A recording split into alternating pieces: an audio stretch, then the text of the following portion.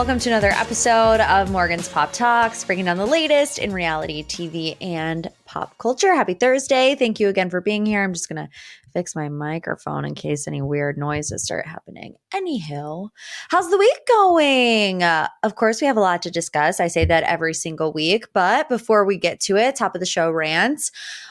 New things that happened in my life. I became a plant mom this week, and I'm taking my job as plant mom very seriously. I've never had plants before, and now I have a fern, a big freaking fern right at the front door, and hanging baskets. And I never knew that 4 plants that I picked up at the nursery across the road would bring me so much joy. But here I am. I care about those plants so much. I'm so worried about if they have enough water, how many times I'm supposed to give it Miracle Grow, if I need a bigger water canister, if I need to be watering them more. I'm watering them every day, but I don't want to drown the plants. I'm like low-key spiraling a little bit being a plant mom. And David said something to me the other day, and I have not been able to get it out of my head ever since then. He's like, imagine how you're going to be with a child. I'm like, oh, great. Thank you. Thank you. Thank you. I lose sleep over whether or not my hanging baskets have enough water. And now I got to think about what's going to happen when I have a human child in the world. A human child that can't speak back to me for the first 2, maybe 3 years of its life. But anyways, so that's my big breaking news for the week. That, and I'm going to James Kennedy on Friday. Very excited. DJ James Kennedy is coming to Cleveland, and I'm going with a group of my friends. So of course, I will report back on that. It's going to be in another pop-off episode, which I'm recording, I believe next week. Honestly, I don't know. I don't know what day it is. I don't know what time it is. I know it's coming out soon, and I know I'm going on Friday. So I'll let you know when I know. But anyways, let's get into this week's Pop 3.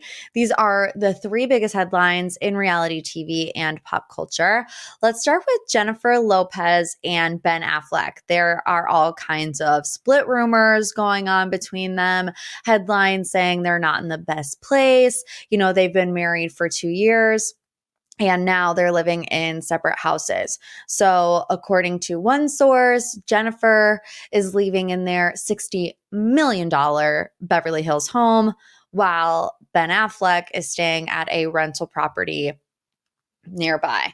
So everything that I have accumulated in my research, my very important research here, says that it's their personalities, which it's like, could you get a more basic reason for not, it's not like they had this one fight over this one specific argument that led them to not being able to mend any fences. But it's like, no, just the way they live, just who they are is what's causing them to live in 2 different places. But I read, now I didn't watch the J.Lo, I don't know if it's like a documentary movie that she made about herself, but I remember the online chatter about it.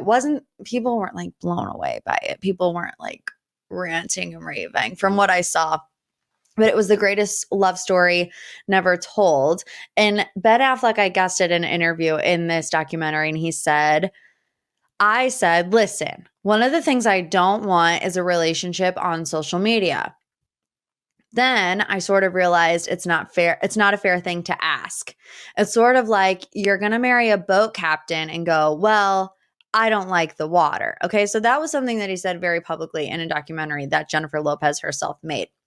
However, the insider also claims that he has always been impressed about how she works so hard and has achieved so much success, but the openness and the promotion is not his way.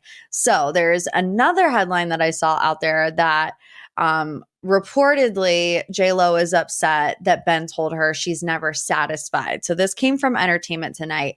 It said Ben feels like Jen has a hard time feeling satisfied, and that's one of the issues they're facing.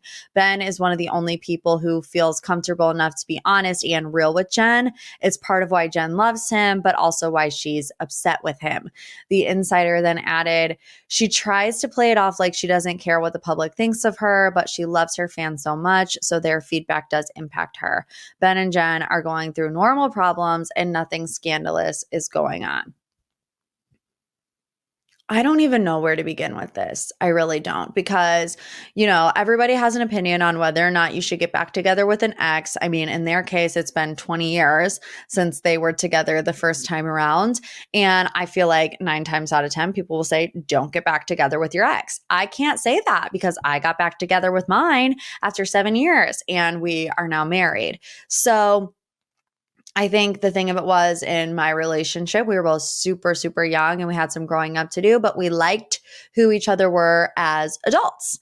And it's one of those things where if it was like David hated what I did for a living and hated the fact that I was on social media and didn't want to be any part of it, that would be a hard thing to navigate. And I feel like he's like one of my biggest supporters and he loves to help me in any way that he can. So I only know the opposite of that feeling. So I can't say for sure how it would impact me, but I'm sure that it would impact me.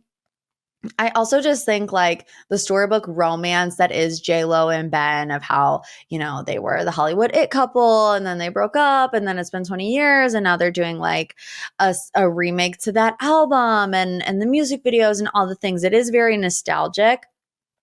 So maybe they got kind of swept up in that. I don't know. I don't know about J.Lo and Ben. So we'll leave it there. Okay, let's move on to headline number 2. This is a Bachelor Nation headline that also seeps into some more reality TV people and something that might be happening in the reality TV world. So Ryan and Trista Sutter have been the topic of conversation this week because Ryan is posting some cryptic things on social media. Of course, if you don't remember, Trista was the Bachelorette, the OG. She married Ryan. They've been together for a very long time. Ryan is posting black and white photos of their family and her. And like, let's just be completely honest and put it out there. Anytime that you post a black and white photo with 3 paragraphs as the caption, you don't even have to read the caption and people are automatically going to think something bad has happened. Am I right or am I right? I tell no lies. Right? So people were really confused because Ryan is posting these kind of cryptic things on social media with black and white photos. One of them, I'll read the caption. It says, I know you wish you were here for Mother's Day. We wish you were too, but sometimes being a mom means letting go of their hands, granting independence, and stimulating their courageous spirit. So people were commenting on that and being like, Ryan, where is Trista? Why is she not with you? Why is she not with the family on Mother's Day? So then he posted another black and white photo, and this is what he wrote under that caption. I write my feelings without regard for how they will be interpreted and with absolutely no intent to deceive or mislead anyone. That is the furthest thing from my mind. I choose to share my thoughts on occasion because it helps me process them and I hope may help others navigate their own lives. He says, Trista is fine. We are fine. We're great. Trista is at a place in life where she's searching a bit. An opportunity presented itself that may help her on that quest. With her family's support, she's taken it. Part of that process means that she's temporarily inaccessible to us. I miss her. We miss her. So, okay, he's giving some clarity, but like, I'm trying really hard not to go down a Kate Middleton spiral because I think we all learned a valuable lesson from that pop culture moment. Not to go overboard when it comes to the speculation, but it's really hard not to when Ryan is posting all of these things on a social media platform in which they have hundreds of thousands of followers. So people are automatically going to assume the worst. I want to go back to his first paragraph here. He's like, I write my feelings without regard of how they'll be interpreted, and with absolutely no intent to deceive or mislead. It's like, this is just such a perfect example of Ryan and Trista being a Bachelor Nation power couple pre-social media influencer. You know what I mean? Like anybody that comes off the show from 2018 on knows you can't write these types of things without the world, going into haywire. Ryan and Trista might have just learned that lesson. I don't know. I have a hard time believing that they've never been through something like this before. But it just, I don't know. I don't want to speculate because I have PTSD. from what happened earlier this year. Anyways, everyone thinks she's doing special forces. I think that is the consensus. And even if it's not special forces, it's some type of reality TV show, because there are some other people that have been posting similar sentiments. Christy Carlson Romano did a TikTok about how she's going to be off the grid for a while, how she's far away from home. She can't contact her family. Ali Fedotowsky, who's now Ali Mono, also former Bachelorette, posted the same thing. She said, signing off with a goodbye from these two. She was on a FaceTime.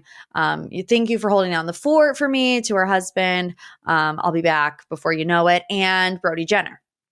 So those are the names that I have seen kind of floating around there.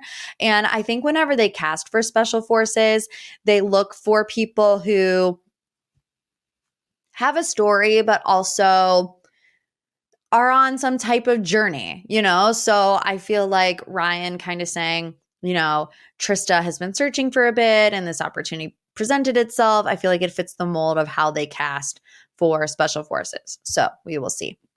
Last but certainly not least, in the Pop 3 this week, let's talk about part 2 of the Vanderpump Rules reunion. I came in today's podcast, almost certain that the Vanderpump Rules reunion was going to be the deep dive, but I was so disappointed. I was so let down that I did not want to do the disservice to you guys of doing a whole entire deep dive section on the part 2 that I found to be incredibly boring. I mean, first of all, 8:00 rolled around on Tuesday. And 8:00, Vanderpump Rules is on. 8:00, I'm sitting in my basement with the snack of the night, last night it was frozen chocolate covered bananas that I got from Trader Joe's, which, don't get me down a wormhole, but fantastic. I'm seated, I'm sat. And last night, 8:00 rolled around. And you know what I was watching? I was watching Love Undercover, which is on Peacock. You guys, if you're not watching Love Undercover, you have to. It's about these 5 soccer stars from across the world. They come to America and they don't tell the women that they're dating that they're famous soccer stars. And if you are married, I'm married to a South African who loves soccer. So he loves it anyways. And one of the guys that's on it is from his team that he supports. So it's a great show for you to watch with your significant other if you guys are both into that kind of thing. But anyways, we got really sucked into that. So it was 8:30 before I turned Vanderpump Rules on. And David looked at me and he was like, "You're not going to watch Vanderpump Rules tonight?" And I was like, "Yeah, maybe. I don't know." Literally, I had no desire to run downstairs and make sure that I didn't miss a moment and make sure that I was live tweeting. And I think that just goes to show kind of the headspace that we're all in after watching this season, and more specifically last week's reunion episode. But, the first moment was Lala and Ariana. And it's so, like, I have Vanderpump Rules fatigue because I feel like we're just watching the same thing over and over and over again. Lala doesn't understand Ariana's boundaries. And because she doesn't understand Ariana's boundaries, that means that Ariana isn't allowed to have a boundary without going above and beyond to explain her boundary to Ariana, even though however many episodes prior, when they were all in that dive bar, Lala turned to Katie and said, "My life doesn't have to make sense to you." But now all of a sudden, Ariana's life has to make sense to Lala. It's just... honestly, I feel just like depleted. Like, I feel like watching Vanderpump Rules feels like homework at this time. And it's like Lala thinks that she has a right to a boundary because she has a child and Ariana doesn't. It's just honestly, quite frankly, loser behavior. I'm saying it with my whole chest. I'm saying it 10 toes down. It's loser behavior from Lala at this current moment. The second big moment was Joe coming in. And, the Joe storyline is intriguing to me because there's multiple factors at play. Kristen Doty, Schwartz, Katie, maybe even Sheena. But I couldn't even follow it. Like, there were so many people talking at the same time and so many just differing opinions and viewpoints and what they were even talking about in the moment that I couldn't even understand what was going on during this part of the reunion. And I think, looking back and reading some recaps, the majority of it is that Schwartz kind of gaslit Joe by saying, it just really reminded me of my high school relationship where this guy was like back and forth between me and this one other girl for like 4 years. And he would never commit to either one of us. But he would say things like, well, someday we'll get married, or like one day he would just like be all huggy and lovey and kiss me. And then the next day he'd be like not even wanting to talk to me for more than 5 seconds.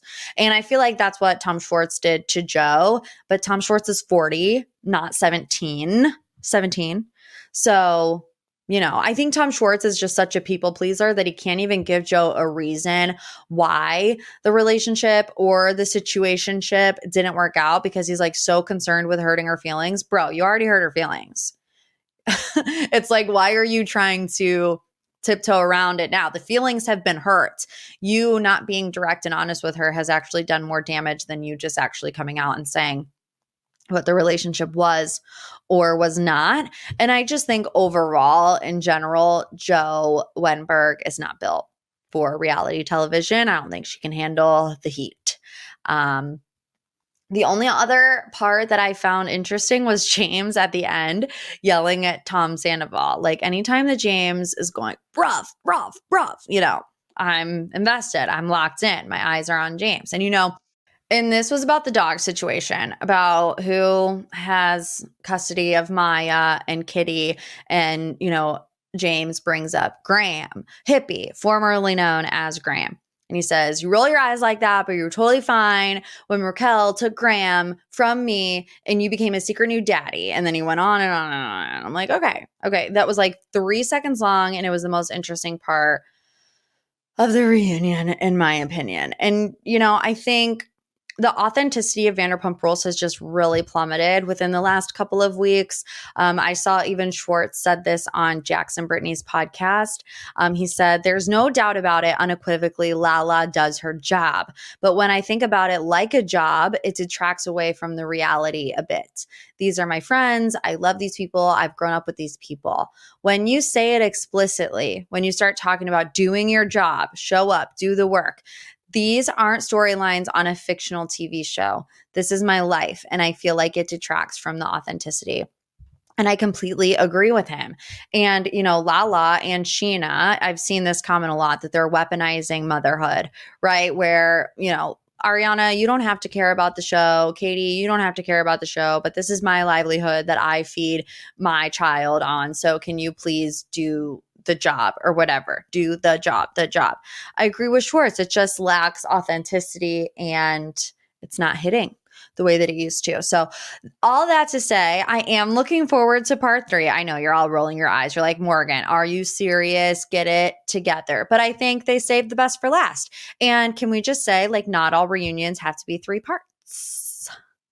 Bravo.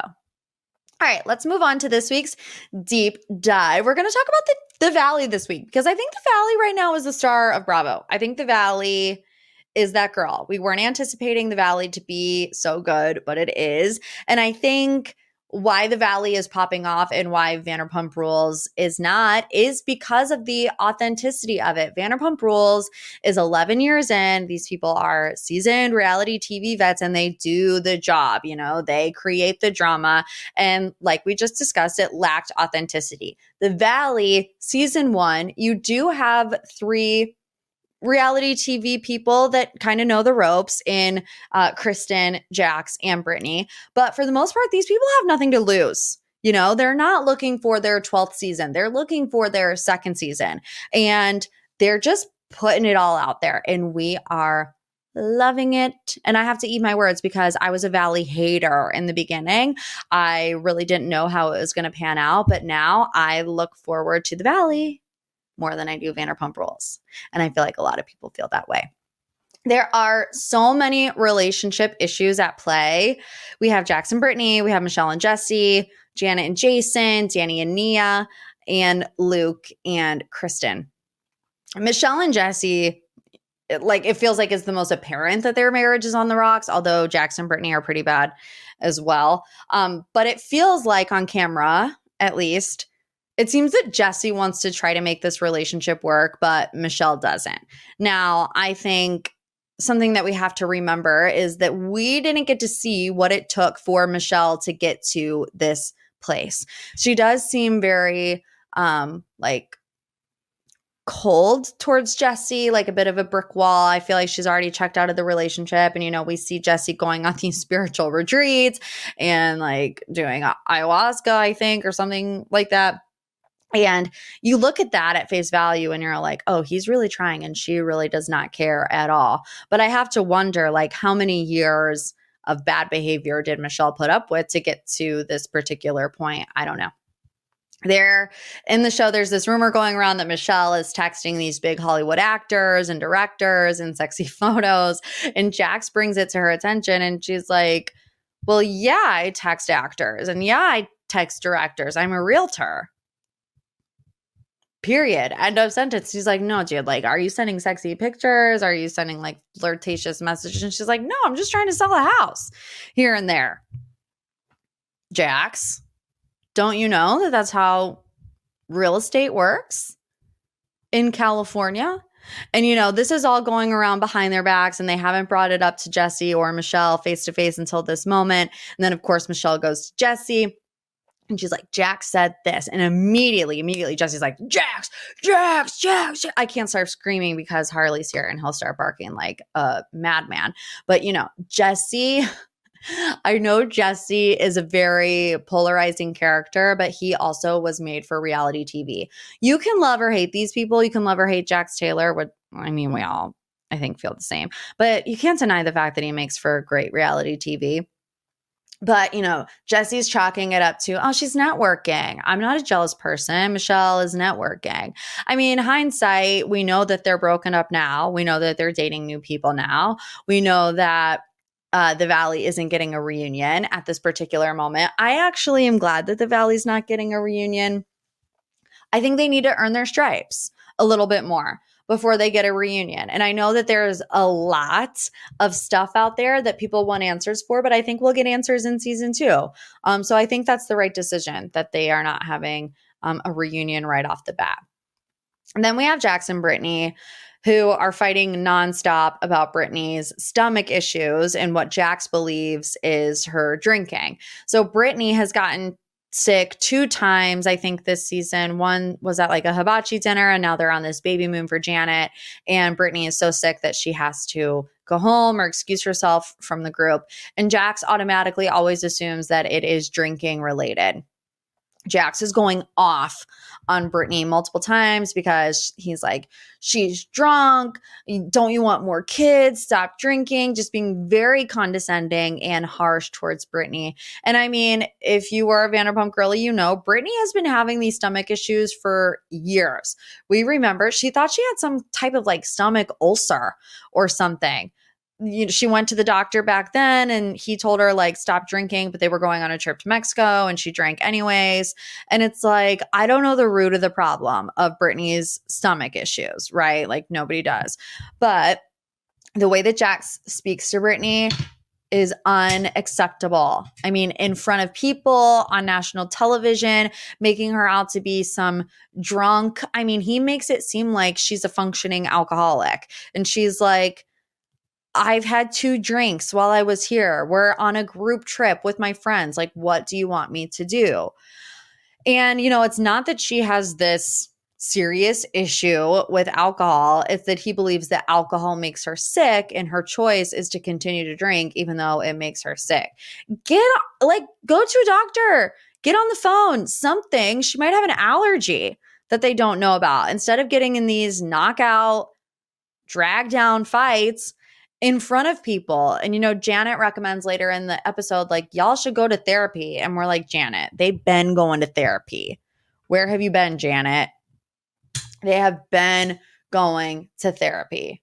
And Brittany even says, like, yeah, it might be certain things that I eat or drink that make me sick, but also Jax Taylor makes me a little freaking sick to my stomach, screaming in my face all the time. They get on this boat later, the boys, and I think it's Jesse. Jesse says, you know, my marriage is on the fence. And Jax says, my marriage is on the fence too. You know, when we get the record scratch, you know, when they stop and everyone stares and it's like, dun, dun, dun. And everyone's like, wait, what did you just say? You said 2, your marriage is on the fence. And Jax is like, no, dude, we don't believe in divorce or separation. She's going to bury me in the backyard. She'll never leave me. Well, here we are. Here we are. And Jesse says in a confessional, read the signs, make the changes before it's too late. I waited too long to make these changes, which is what I was referring to earlier, and now it's too late. Then there's this publicist story that's going around with Jackson Brittany. And I don't want to say the publicist's name because it is pure speculation. You guys, sorry, I'm all tangled up in all kinds of cords over here. I'm trying to plug my computer in. Okay.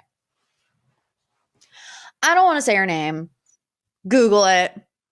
Look on Reddit and you'll be able to find it. I don't want to say this person's name because she is married. She has children. And this is just a Reddit conspiracy theory, I guess, tale that is told on Reddit. But there is this rumor story going around that after the separation, Jax and this publicist were at some type of event together. I believe it was in Canada.